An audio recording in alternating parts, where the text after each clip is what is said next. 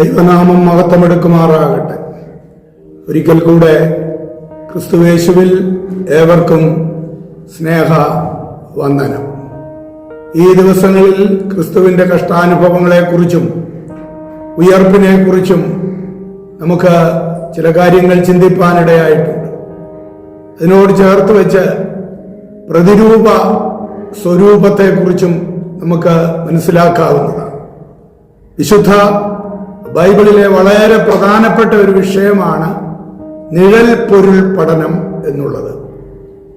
പഴയ നിയമത്തിൽ അഥവാ ഉൽപ്പത്തി പുസ്തകത്തില് ക്രിസ്തുവിന് നിഴലായി ഇസഹാക്കിനെ നമുക്ക് കാണാം. വേറെയും പല പ്രതിരൂപ സ്വരൂപം അല്ലെങ്കിൽ നിഴൽ പൊരുൾ കാര്യങ്ങൾ നമുക്ക് കാണാവുന്നതാണ്. ഇവിടെ ഇരുവരും വാഗ്ദത്ത സന്തതികളാണ്. ജനനത്തിന് മുൻപേ പേർ വിളിക്കപ്പെട്ടവരാണ്. ഉൽപ്പത്തി പുസ്തകം 17:19 ഏശയ്യാ പ്രവചനം 7:14 അത് നമുക്ക് മനസ്സിലാക്കുവാനായിട്ട് കഴിയുന്നുണ്ട്. സ്വാഭാവിക ജനനത്തിൽ നിന്നും വ്യത്യസ്ത ജനനമാണ് ഇരുവർക്കും ഉണ്ടായിരുന്നത്. അതേപോലെ ഇരുവരും ഏക ജാതന്മാരായിരുന്നു. ഇസഹാക്ക് യാഗത്തിന് വിറകും ക്രിസ്തു ക്രൂശും വഹിപ്പാനായിട്ട് ഇടയായിട്ടുണ്ട്.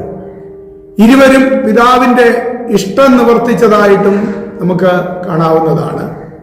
ഇസഹാക്ക് യാഗമാകേണ്ട സ്ഥാനത്ത് ഒരാട്ടിൻകൂട്ടി അഥവാ ഒരാട്ടിൻകുട്ടിയെ ദൈവം കരുതിയിരുന്നു. എന്നാൽ ദൈവകുഞ്ഞാടായ ക്രിസ്തു എല്ലാവർക്കും വേണ്ടി പരമ യാഗമായി തീരുവാനായിട്ട് ഇടയായിത്തീർന്നു. ഇരുവർക്കും യാഗാർപ്പണത്തിന് ശേഷമാണ് മണവാട്ടിയെ കിട്ടിയത്. ക്രിസ്തുവിന്റെ മണവാട്ടി ആണല്ലോ സഭ എന്നുള്ളത്.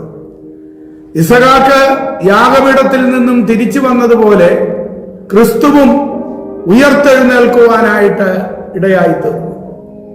അതാണല്ലോ ഈ ദിവസങ്ങളിലൊക്കെ ലോകമെമ്പാടും ആ ദിനങ്ങൾ ആഘോഷിച്ചു വരുന്നത്.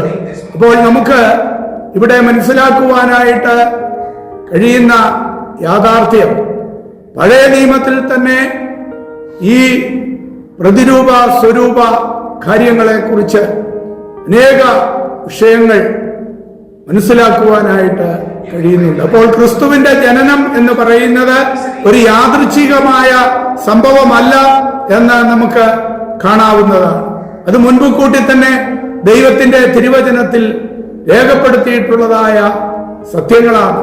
പഴയ നിയമ പ്രവചനങ്ങളിൽ ഒക്കെ അത് നമുക്ക് മനസ്സിലാക്കുവാൻ കഴിയുന്ന വലിയ യാഥാർത്ഥ്യമാണ്. പ്രിയമുള്ളവരെ, കർത്താവായ യേശു ക്രിസ്തു കല്ലറകളെ ഭേദിച്ച് 3-ാം നാൾ ഉയർത്തെഴുന്നേറ്റു, സ്വർഗാരോപണം ചെയ്തു. അത് നമുക്ക് വ്യക്തമായി ദിവസങ്ങളിൽ അല്പമായിട്ടെങ്കിലും ചിന്തിപ്പാനിടയായിട്ടുണ്ട്. എന്നാൽ ക്രിസ്തു എന്തിനു വേണ്ടി ഉയർത്തെഴുന്നേറ്റു? മാനവകുലത്തെ അവന്റെ പാപത്തിൽ നിന്ന് വിടുവിപ്പാൻ യേശു കർത്താവ് മരിച്ച് അടക്കപ്പെട്ട് ഉയർത്തെഴുന്നേൽക്കുവാനായിട്ട് ഇടയായിത്തീർന്നു. ആ ഉയർപ്പിലൂടെ നമ്മുടെ സകലവിധമാകുന്ന പ്രശ്നങ്ങൾക്കും അവിടുന്ന് പരിഹാരം വരുത്തിക്കൊണ്ടാണ്, അഥവാ പാപത്തെയും ശാപത്തെയും മരണത്തെയും പൈശാചികമായ എല്ലാ ശക്തികളെയും ക്രൂശിൽ താന് ജയിക്കുകയാണ്, അല്ലെങ്കിൽ അവയെല്ലാം ആയുധം വെപ്പിച്ച് കീഴടക്കുകയാണ് ചെയ്തത് എന്ന് ദൈവവചനം വ്യക്തമായിട്ട് പറയും.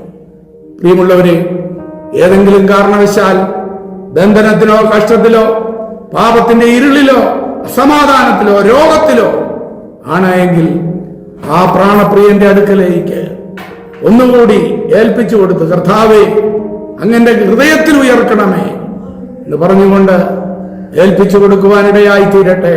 ഒരു വാക്ക് പ്രാർത്ഥിക്കാം. പ്രിയപ്പെട്ട കർത്താവേ, ഈ സന്ദർഭത്തിൽ ഞങ്ങൾക്ക് വേണ്ടി ഉയർത്തെഴുന്നേറ്റവനായ കർത്താവിന്റെ ആ ഉയർപ്പിന്റെ ജീവനെ കുറിച്ച് ഒന്നുകൂടി ഞങ്ങൾ ചിന്തിക്കുന്നു. പ്രിയ കർത്താവേ, കഷ്ടത്തിലോ പ്രയാസത്തിലോ പൈശാചികമാകുന്ന ബന്ധനത്തിലോ രോഗത്തിലോ ആരെങ്കിലും കഴിയുന്നെങ്കിൽ ഉയർത്തെഴുന്നേറ്റവനായ കർത്താവിന്റെ ശാശ്വത സമാധാനം അവിടുന്ന് ജനഹൃദയങ്ങളിൽ പകരണമേ. ഈ ദൂത് കേൾക്കുന്ന ആരെങ്കിലും പ്രതികൂലത്തിലെങ്കിൽ ദൈവം അവർക്ക് ആശ്വാസം കൽപ്പിക്കണമേ, വിടുതൽ കൽപ്പിക്കണമേ, ആ ഉയർപ്പിന്റെ ശക്തി പകരണമേ എന്നങ്ങയോട് പ്രാർത്ഥിക്കുന്നു. യേശുവിൻ നാമത്തിൽ അപേക്ഷിക്കുന്നു.